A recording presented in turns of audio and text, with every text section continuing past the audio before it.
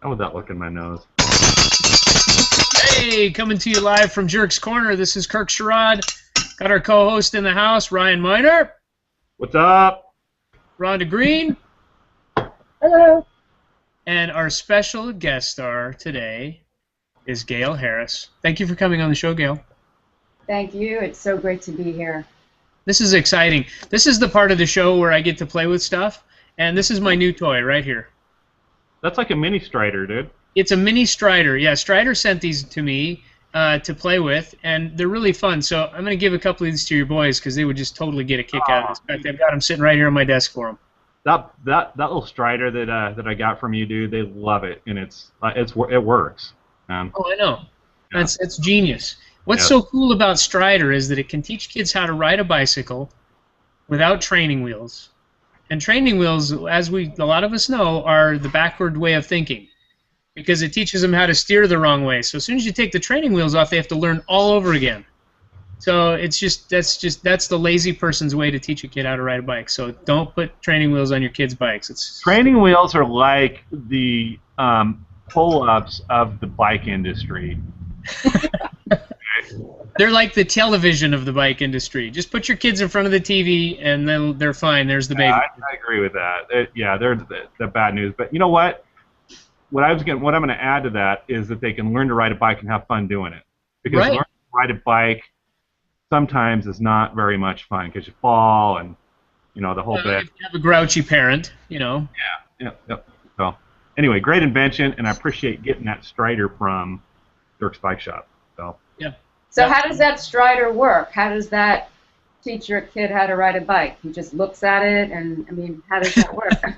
Well, I don't know if it's hard to see from this little tiny boat. You'll notice there's no pedals on this little bike. Okay. Nor is there on the big bike. Now, this is just a little tiny finger version for them to play with, but there's one that they can actually get on, and they scoot on it. You can even pull it up on YouTube. They scoot their little legs like this, and then they learn how to balance and steer. And once they learn how to balance and steer, then the pedaling thing just becomes natural. So there's no pedals on that, in other words? That's correct. Oh, wow. All right. Learn how to balance and steer without you intervening because it's kind of a natural process with riding this particular bike that's a Strider. Isn't that right, Kirk? Absolutely correct. Yeah. The bike. Tell them how to do it. They just get on and do it. So. My son is 11 now, and when he was learning how to ride the bike, he really did. You're right. I mean, he really was like tied to those training wheels, and it was hard for him to get off. He sort of had a little trouble with balance anyway, but it took a while. Well, and that's the beauty of this. In fact, there's some children that we have here that have special needs. They have Asperger's disease and some autistic children. And these kids actually have balance issues because of those problems that they have. In fact, there's a book that I've been reading called Brain Balance, and it talks about how our balance of our brain is out of whack a little bit when we have those types of things. Yeah. And so what this can do is help them learn balance. And strangely enough, the kids that are learning balance on the Strider bikes, it actually kind of blows over into the rest of their life where they're not having as many meltdowns, they're not having as many problems. So great training tool for children that have special needs like that. It sounds like I need to get on a Strider.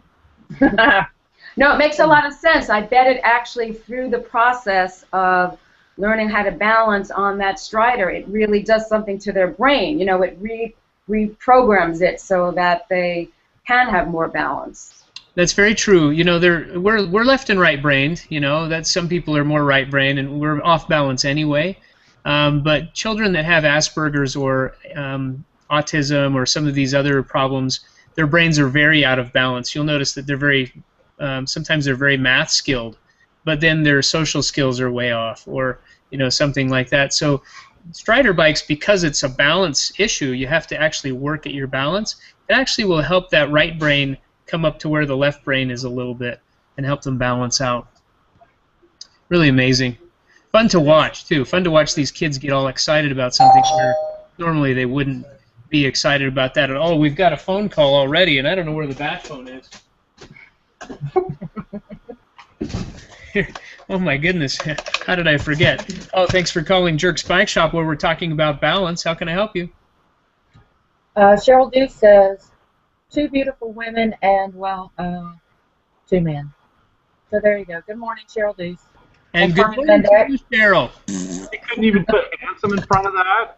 No. That's nice. Thanks a lot, Cheryl. So who was it? Who was there? That was Cheryl Deuce. Cheryl Deuce. And we're going to say hello to Nora Whalen, who's joining us. And happy birthday to Nora. It's her birthday today. And Carmen's here. A lot of birthdays today. Yeah. Yes. I don't know what's up with that. I just see a lot of birthday, and she decided to join us here on Jerk's Corner. Wow. That is awesome. That is. Yeah. I actually had the privilege of saying happy birthday to Nora from the minute she woke up, because we were actually on a hangout earlier this morning. That's happy wonderful. birthday, Nora. Yes, happy birthday, Nora. And we're going to sing to you later. Actually, Gail's going to sing to you later. She's going to sing happy birthday on here for you. Marilyn Monroe style. Marilyn Monroe style. No. Ooh, I don't know. You know that's part of the show, right, Gail? What is Marilyn Monroe style, actually? Oh, come on. You know that, Gail. Just all kinds of ooze and sexy out of that. All right, sexy. All right. Yeah. All right. But you know that. That's part of the show, right? You have to sing, right? Yeah, I know. Okay. Checking. Just making sure. Making sure you knew that. All right, so let's get right into the show. Did we find Top Jimmy? Did he appear somewhere? I haven't seen him. Jimmy. No, Oh, Jimmy. man. You know what? That guy. TJ, a.k.a. Top Jimmy, what's going on with him? I don't know. We're going to have to... We're all getting fat because he's not here. So I'm not getting fat. Yeah, I won't even tell you what I had for breakfast this morning because I haven't had Jimmy in, 3 weeks, a month now? What did you have? I'm not telling you. I just said I you wasn't had telling those gravy hash browns, didn't you? That's what it is. She's into those gravy, super chunky gravy hash browns. At Hardee's. At Hardee's, yeah. Gail, do they have Hardee's where you're at? Hardee's. No, I'm in the Boston area, and Right. they don't have it. But I grew up in New York, and I think they have it there because I heard of Hardee's.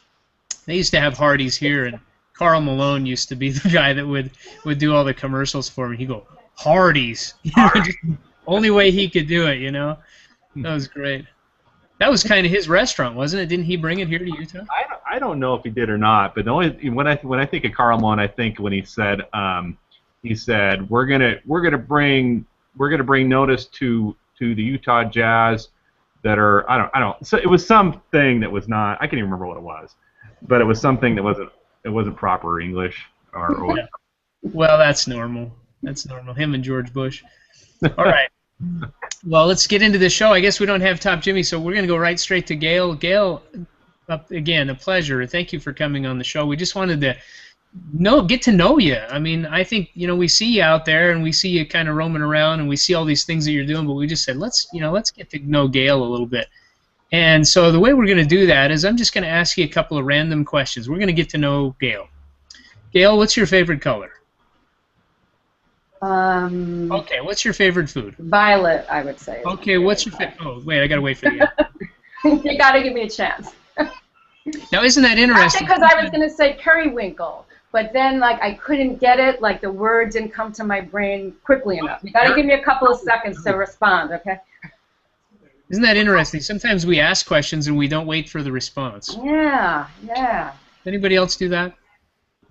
I just want to know what color periwinkle is. I'm confused. Periwinkle is like a purplish blue. Actually, do you see my wall behind me? That's that's a periwinkle. That's a periwinkle? Yeah. I told you. I'm telling the truth, right? I need a 26-inch strider, dude, because I'm confused all the time. So. Well, periwinkle is kind of a purplish blue. Isn't that really what it is? Isn't that Yeah, exactly. Right. Yeah. And periwinkle is non-gender specific, so anybody can have that color. Anybody. As a matter of fact, when I was painting my office, I specifically wanted periwinkle because I just felt like the energy that comes from it, it's just very, very peaceful, very spiritual. And so when I went to the paint store, there are different kinds of paint, like Sherwin-Williams and what's the one that we had? I don't remember what we bought. It was a while ago, but there were many different periwinkles. They all looked a little different. Such is life, right? I like it. I like the color. I like it a lot. But On my wall? You like my wall? Oh, yeah. I like the wall. I like you. periwinkle. Me too. I always like that. That and puce. Puce? Yeah. Okay. It's a color. Oh, I believe you. So let's ask you another question. So what's your favorite food? Well, I would say ice cream, but I don't eat it too often. Oh, that's okay. That's the favorite foods don't have to be eaten all the time. I like almond butter, I like that too. raisins. Ooh, do you like raisins? Yeah. Some people don't like them. They call them dilapidated grapes or humiliated grapes. It's a good, like a healthy snack. You know, I have it with the almond butter. You take a rice cake, really nice crunchy rice cake. You put on some almond butter and then some raisins on top, like instead of jelly. It's wonderful. Are you kind of a health food type person? Are you vegan or any of these types of things? Because you look very healthy, you know. Oh, well, thank you. Actually, I'm not a vegan. I eat meat. I was a vegetarian. Listen to this. I was a vegetarian for a really long time because I thought it was the right thing to do. And then finally I read this book. It was called Your Blood Type Diet. And so I'm a B blood. And I found out that people with B blood, and the premise of it made sense to me, so I thought I would try it out. And so the premise was that when you have B type blood, that you really, like, you eat a lot of meat. And I always felt that even when I didn't have that meat, it's like I always wanted it, and I always had a little bit anyway, and I would eat that tofu, and it never really went well, you know, going down. And so I finally realized that meat is good for me, so I do eat meat. But that said, I do tend to eat healthy. I'm I'm conscious about what I eat. I don't eat a lot of sweets, and I don't eat like tons and tons of meat, but I do eat it. I like it. Yeah. No, a big moderation. You know, everything is good. Right. Just be careful how you do it. Right. And that's a good thing. Trying to teach that to my 11-year-old son at this juncture. Everything in moderation. That's not true. 11-year-olds don't understand that whatsoever. It's all or nothing. No, not at all. Moderation. I'm trying, you There's just no gotta say it and hope that eventually something that you teach them rubs off, right? Right. At some point. It will. It just doesn't seem like it is. It's one of those fine wines. Kids are fine wines. You just have to let them age. Right. Exactly. It's true. It's true. They get more interesting as they get older. They do. They do. So, having said all of that, now what do you love to do? I mean, I know we all know you're a writer, but what do you love to do when you're not writing? I love to explore spirituality, and I write about that a lot, but it really is the focus of my life. Like, I really like to explore who I am in relation to the cosmos or God or spirit, whatever word you want to put in there, and because I found that it's really changed my life a lot. Like, I found that through studying this and understanding my connection to God or spirit, that it's like a partnership. And I understood that, I understand through experiences, and it's been a long journey how I've gotten to this point, a long spiritual journey, but like through this journey that I've taken, I've really come to see, like, for example, what it really means for me to be powerful. What does it mean to be powerful in this world?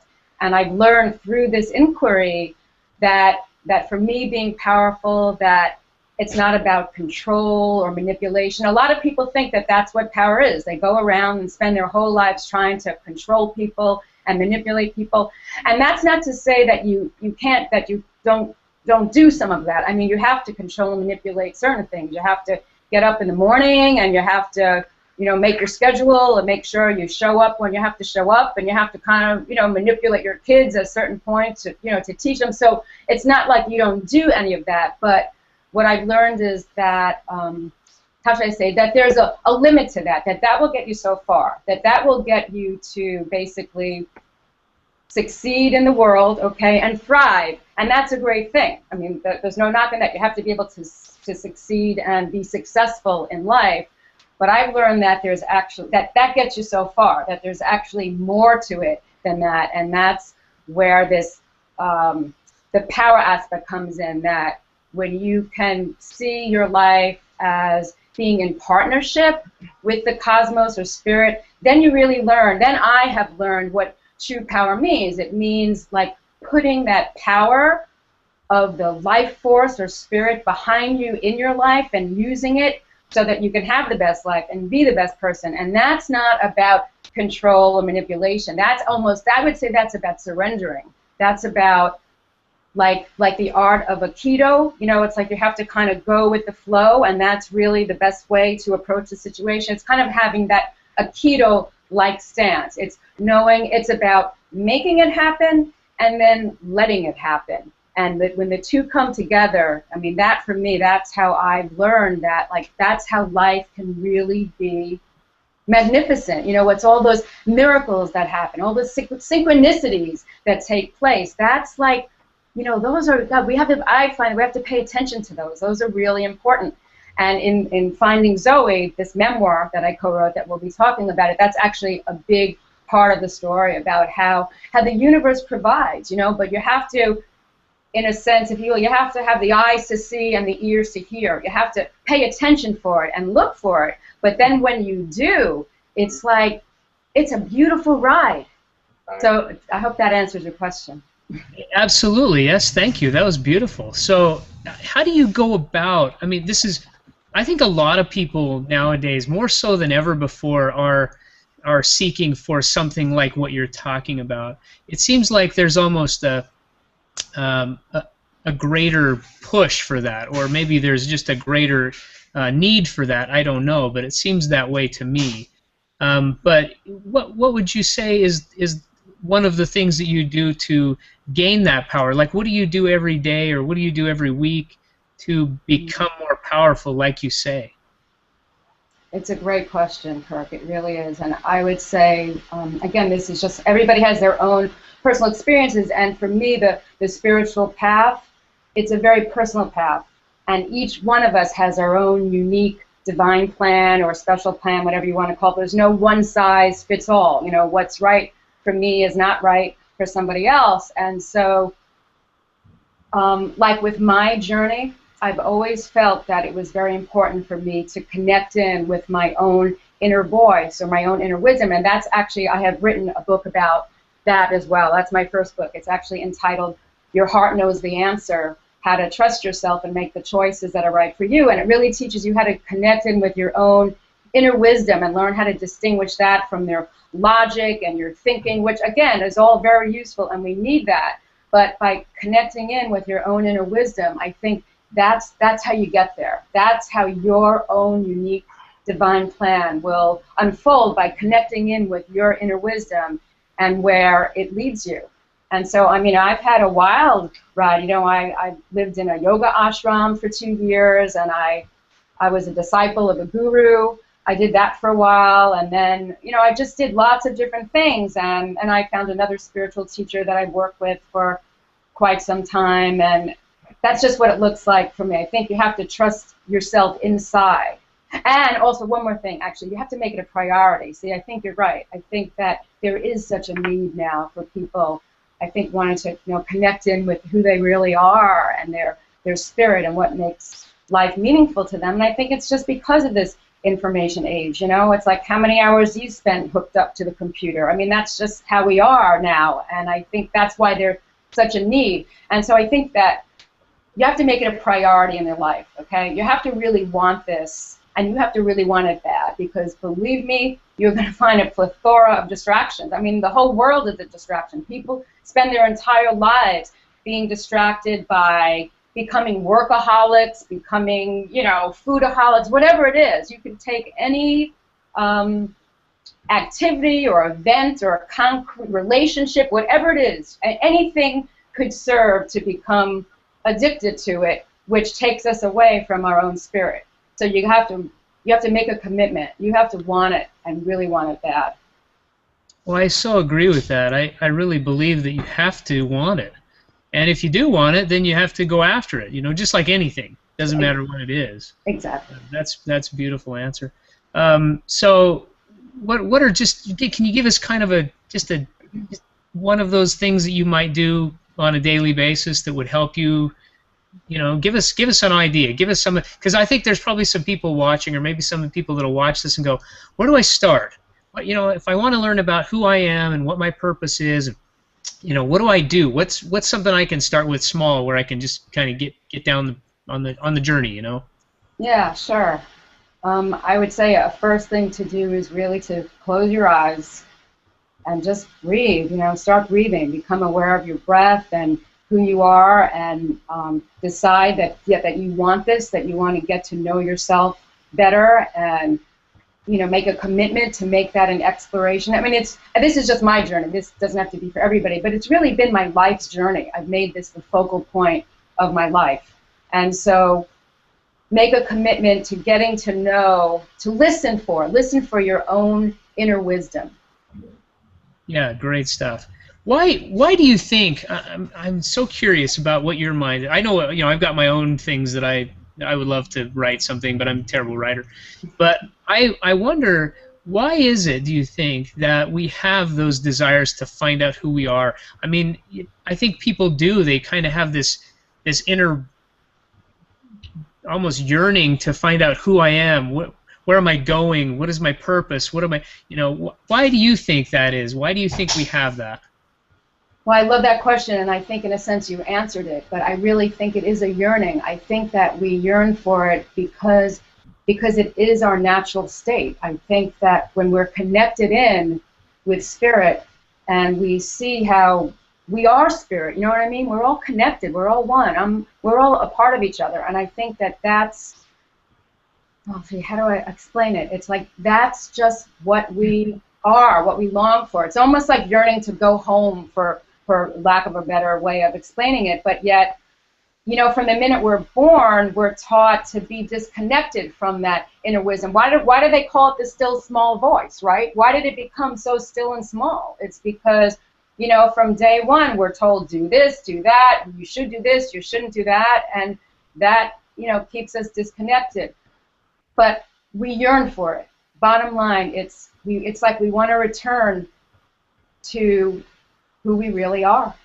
Mm-hmm. Yeah, there's somebody in there, and we're kind of confused and distracted, and we're trying to figure out. We're trying to go back to whoever that person was, where we began. I think.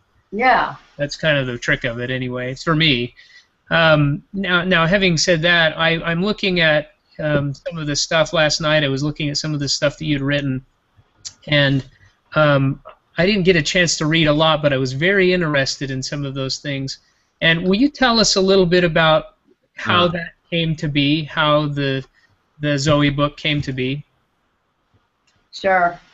Well, how did it get to that point? I'm just curious with the backstory. How did you get to that point where you're going to say, okay, we're writing this now? Because the premise of the book is amazing, but I want to know how you got to that point where you decided you were going to do that. Sure. Well, actually, I responded to an ad, believe it or not. I'm a member of the Editorial Freelancers Association, and I have these job postings that come out. And I was just finishing up another project, and I saw this ad by a woman, Brandi Rarus, and she wanted to hire somebody to help her tell the story of her daughter's unbelievable adoption. And she wanted to focus on the decisions, the difficult decisions that her daughter Zoe, the birth mother, made, and she wanted to explore the open adoption that Brandi's family has with Zoe's birth parents today. And for anybody who doesn't know, an open adoption is when an adoptive family has a relationship with their child's birth parents. So I was just immediately drawn to the ad because I, as well, am an adoptive mother, and you know, I think of my own experiences of adopting my son at birth as my own private miracle. You know, it just really was it's just really how I live my life. But anyway, it was a long journey. But I had always wanted to write about adoption someday because it was such a powerful, moving experience for us, and I wanted to write about open adoption. We have our own version of that, and I didn't know if I ever would, because I didn't want to write about it in the relation of my son's own personal story. I just didn't think that would work for him. It just based on who he is. I didn't know if I ever would until I saw this ad. And talk about the timing of things, right? If you pay attention to it, like I just finished up another project, and I was like, okay, well now it's going to happen. And like the next day, there was this ad. So of the 100+ people that responded to this ad, I somehow I convinced Brandi to work with me. And then, of course, this adoption story actually became part of a much, much larger story that I was so incredibly passionate about as well. Oh, yeah. You said something that was very interesting. I think we have to be open and aware. Those are two huge words. Be open and aware if you're going to try and follow this type of path that you are. To be open to things that are maybe not seen by everybody, or aware of yourself enough that you can pick up on those types of things. Because sometimes those situations come along and we brush them off as something of naught. But if we pay attention to them, if we're aware and we're open to that, then we can pick up on those things and they can become part of our lives.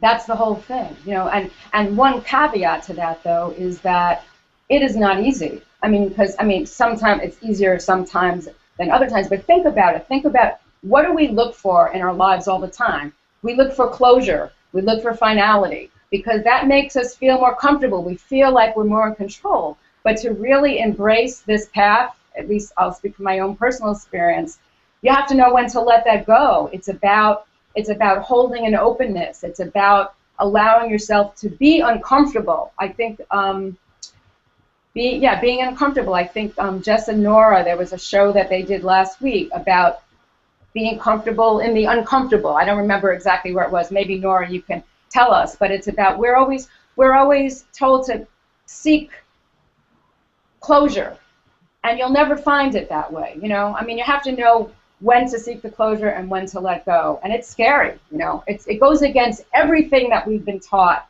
since we were born. Really, it takes brave. You have to really be brave to embark on this path. And again, everybody's is unique. I could speak from my own personal one. Yeah, so true. Hey, Kirk. Yeah. I love what. First of all, Gail, I think you've been hitting it on the head, all morning. But I love what you said about. I love what you said about seeking power and if we look at history and those who have really sought power and in a more of a self-serving type of way, they burn out and fade away, right? And we can just go on and name names all the way from here to the end of time. Right. But you look at people that have become powerful, and you look at like the Mother Teresas and I've gotten many, the Gandhis and stuff like that. I think the common denominator is service. Now, of course, everybody's got a different path to find this, and that is, like I said, you hit it on the head. But I think the common denominator is forgetting our own junk and paying attention to other people's junk and helping them out with that. So. Yeah, and remembering also that your junk is their junk, and their junk. It's like we're all connected. It's like when you could identify with somebody else's junk. It's like that's because you're not different than they are. And that's why it's so incredible to read this story about somebody who's deaf. People have said to me, well, why would I want to read a story about somebody who's deaf, and what value will that give to me? And I could talk about that for a long time, but just basically, we're all so much more alike than we are different. We just have to be open to seeing that. So pay attention to your own junk is the moral of the story. Couldn't you have used a different word?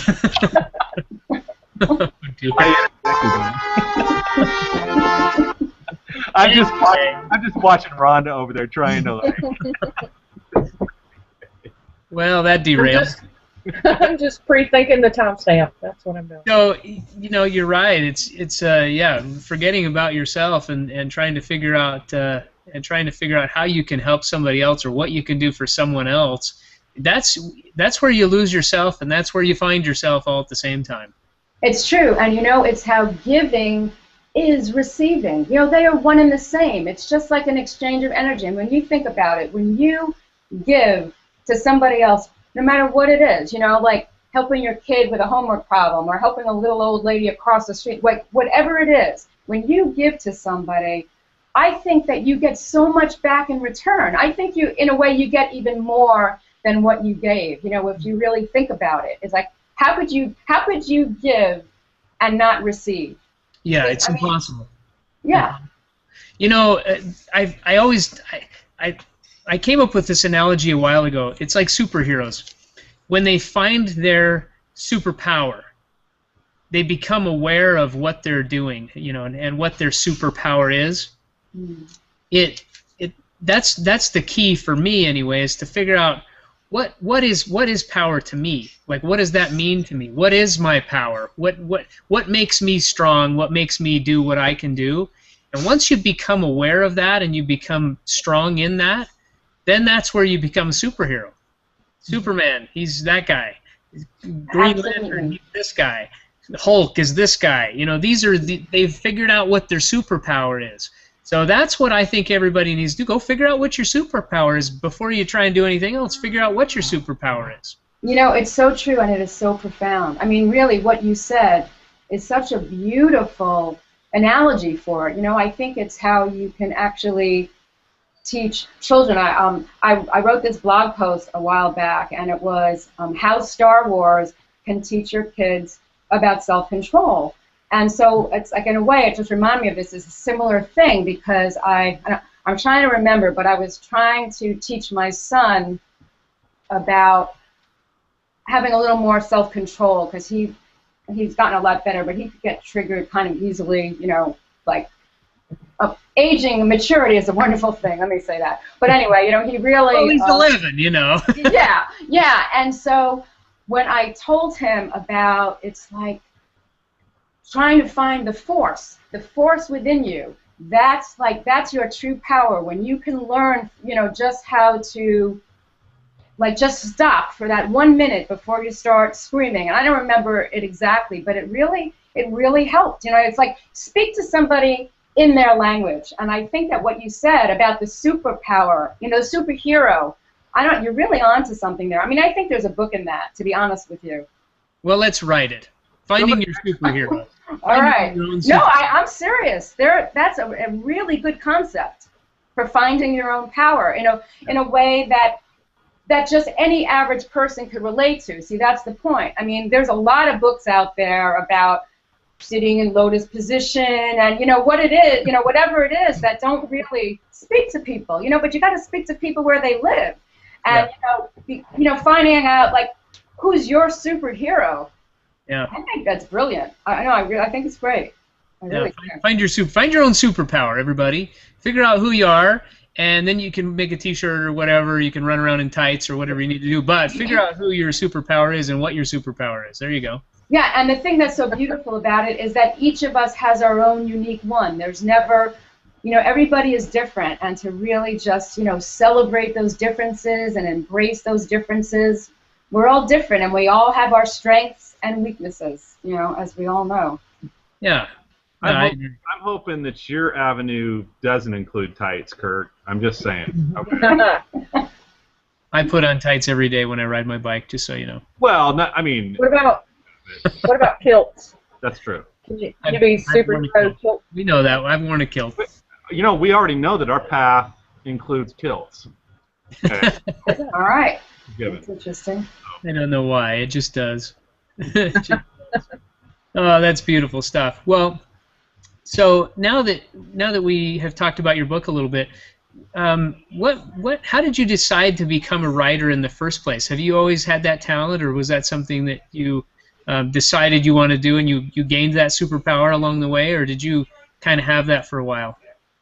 I think I just always had it. I mean, when I was in college, actually I majored in psychology, but I just took a lot of English courses. I always wrote, I always kept a journal. When I was a teenager, I wrote songs, you know, lyrics and the music. I mean, I never got very advanced with that, but for me, writing has, you know what, actually this really relates to what we were saying before, because for me, writing is like that door to helping me to realize who I really am and what's important for me.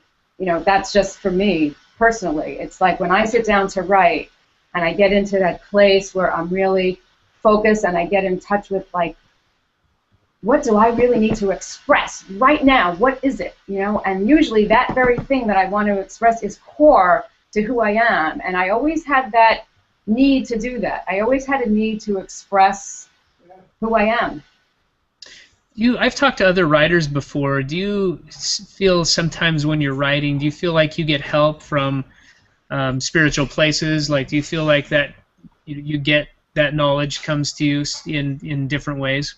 Oh, without a doubt. I mean, I think that that's what the creative process is to a certain extent. I really believe that it is co-creating. I mean, so much of this book, it just was there. You know what I mean? It was there in my head. I mean, not that I didn't do an extensive amount of work, but I was always guided, you know, every step along the way. Answer this ad, ask Brandi this question, interview this person. You know, when I was doing my interviewing for this project, and I did extensive interviewing on this. I spent 2 years interviewing people before a word was even written on the page. There were lots of different casts of characters in the story, as Rhonda, you know, I interviewed all of them. And I would spend, now this may sound crazy, but I would spend 15 hours just preparing for a particular interview, because I wanted to devise questions that, when answered by the people, would make this incredible story and also would push the story forward in a particular perspective that I wanted to explore, which was, you know, this perspective of that, I call it the lens of perfection. That's how we told this incredible story. And so I would sit there and, I mean, I was given those questions, you know. It's like sometimes it's hard to tell the difference, but it's a true collaboration. It's a true collaboration with spirit. So with this book collaboration for me, it certainly was a book collaboration with Brandi, most unusual book collaboration, I would say, but definitely a collaboration with spirit. Again, it's like just tuning in. It's there. The answers are always there. They may not come exactly when you want them, but if you just remain open, like we said, they're there. You'll get it. You will be guided every single step of the way, the same way I'm guided every step of my life, the way Brandi was guided in the story, the way that we all are. That's if you want to live that way. I agree. You know, I also believe it's the way we ask too. You know, whatever that means for you.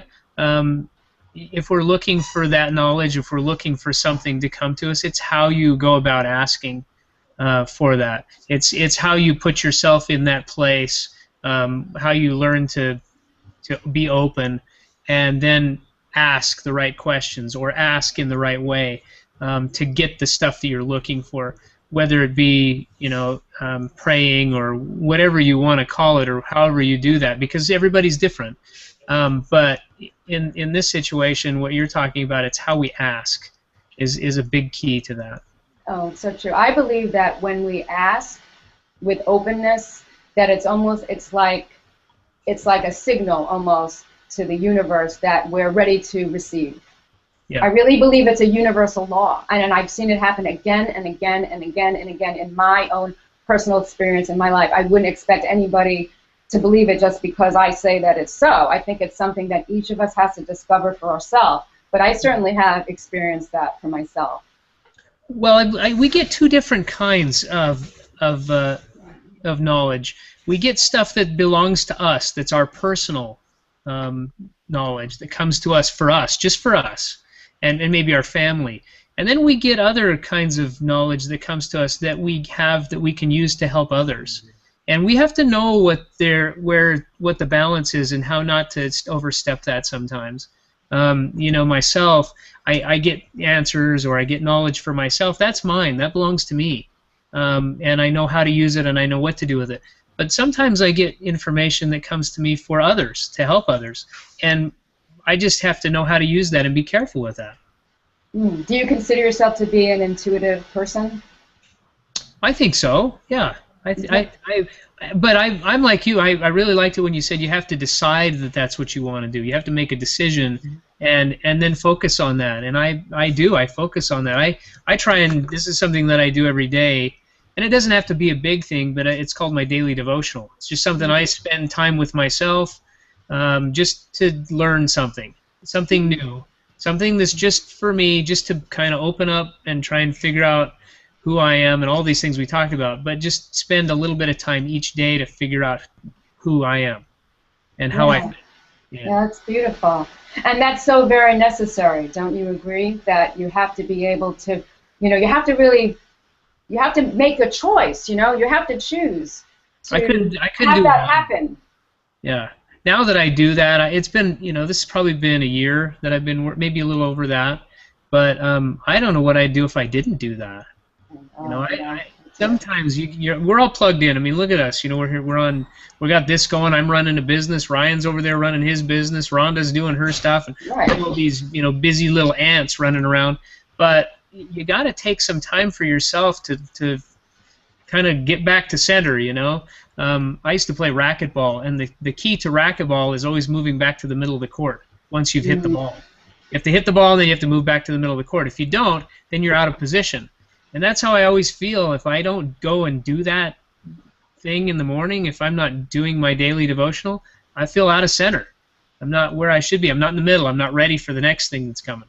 Yeah, that's a beautiful and that's a perfect analogy. Excuse me. It really is. Hey, Kirk, man, you're dialed in, brother. I'm dialed in. I'm in the center. I'm in the zone.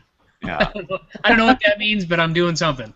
But and it's also, excuse me, it's about holding that intention, because things are going to throw us, you know what I mean? And we may get thrown for a longer period of time than we would like, or feel comfortable with, but it's like, if that's your intention, that's all you need to have, you'll always come back.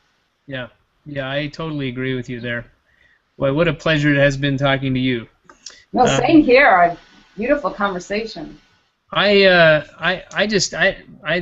has been a great show. Gail, thank you for coming on. It's been just a pleasure.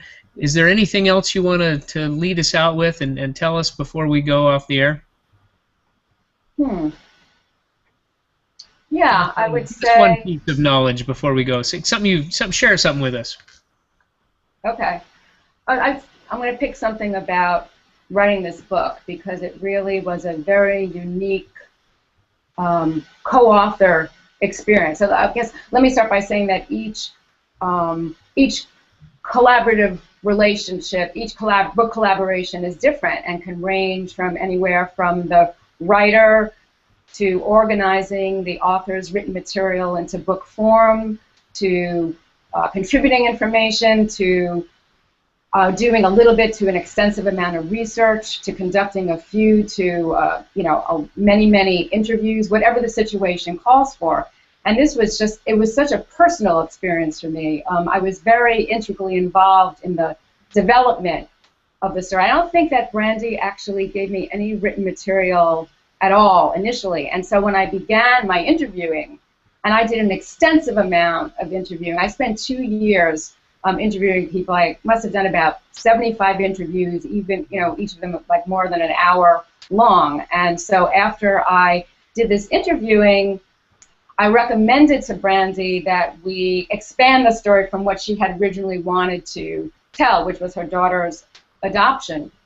And I also suggested that I also felt that the story would be most powerful if told from a certain perspective. And Brandi was really on board with this, both, and I think it's this perspective. So I brought my own interpretation to the material within the writing of the story, and that's a point that I want to make. This was such a very personal experience for me as well, and Brandi and I were very aligned, and so really in the end, it turned out to be a book about Brandi's life, but told through my eyes. So I really got a chance to write about my own spiritual views and perspective through the telling of Brandi's story. And it just, it's a very personal experience for Brandi, but based on everything that I had, that I've shared so far on this call, on this talk, it was just very personal for me as well, because it really, it really enabled me to write about something that I held nearest and dearest to my heart. So it's just been an extraordinary journey so far. Oh, that's wonderful. What a beautiful person you are. Thank you for coming on the show. Thank you. We would love it if you sang for us. Oh, yeah. Okay. So, happy birthday. Well, all right. For Nora. Happy birthday to Nora, yeah. Can anybody harmonize with me? Sure. Okay. So you're going to do the higher or the... Can you all... we'll do a harmony, okay? So... Oh, you don't want me to participate. Okay. So you guys, I could try doing the harmony. So I'll just start, but you guys chime in so I can do the harmony. Okay. Are we doing a round like row, row, row your boat or something? Is that what we're No, doing? we're doing Happy Birthday to no. You want me to sing the melody and you harmonize, or do you want to sing the melody and I'll harmonize? Your choice. Okay, I'll sing the melody. Okay. Actually, this is a hard one to harmonize, but I'll do what I can. Okay. All That's right. why I chose not to. Yeah, right. Okay, so ready? Yep. You pick the key. You Happy start. birthday to you. It's a little high. Is it too high? Okay. A little high. How's that? Happy birthday to you. Happy birthday to you. Happy birthday, dear Nora. See, I can't reach the high notes. Happy birthday to you. Perfect.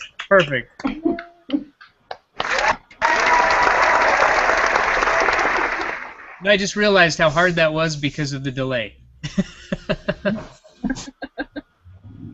I wonder how that came out. I don't want to hear it. I don't either. That was good stuff. Anyway, thank you again for coming on the show. What a beautiful person you are, and thank you for that. And I'm sure Rhonda will post all of the stamps for checking out the book. So do that so you can go check that out. Wonderful, wonderful stuff. I know I'm going to do that. Ryan, anything from you, sir? No, I love Gail's perspective on stuff, and she, she just looks like a happy person. Awesome. And she, I don't think that's not any secret. I mean, she's found what's going on, and she's happy, right, Gail? That's beautiful. Yeah. I think I have a clue. Yeah. Good stuff. Thank you, Gail. I appreciate your advice and your input and just what you brought to the show today. Thank you very much. Yeah, thanks. I also want to mention that Finding Zoe, actually the launch date is October 7th. So Finding Zoe, it'll be in the bookstores and online then. And you can actually pre-order it now as well. Oh, that's awesome. So pre-order so you can get one. Thanks again to Strider Balance Bikes. We love it. Thank you for being our sponsor.